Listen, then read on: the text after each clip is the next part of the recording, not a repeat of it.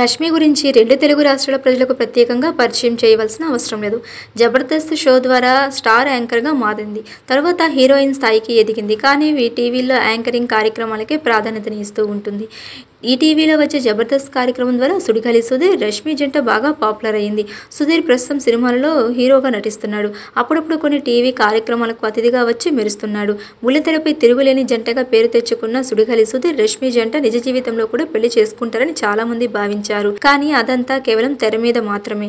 అటువంటిదేమీ లేదని, కేవలం తమ మధ్య ఉన్నది స్నేహమేనని ఇద్దరు చెప్పేశారు. ఈటీవీలో జబర్దస్త్తో పాటు శ్రీదేవి డ్రామా కంపెనీ కూడా బాగా పాపులర్ అయింది. దీనికి మంచి టీఆర్పీ రేటింగ్స్ వస్తున్నాయి. జబర్దస్త్లో నటించే కమెడియన్లే ఈ షోను కూడా నడిపిస్తున్నారు. తాజాగా ఈ కార్యక్రమానికి సంబంధించిన ప్రోమోను ఈటీవీ విడుదల చేసింది. రాబోయేది కార్తీక పౌర్ణమి కావడంతో ఆ సందర్భానికి తగ్గట్లుగా కార్యక్రమం తీసినట్లు అర్థమవుతుంది.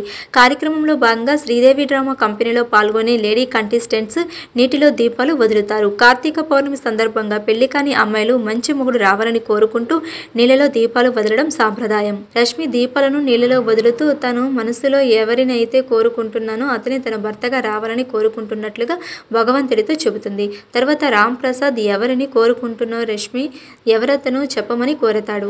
అయితే పేరు చెప్పడానికి రష్మి సిగ్గుపడుతుంది. కనీసం పోలికల్ని చెబితే ఎవరో తమకు అర్థమవుతుందని నూకరాజు అంటాడు.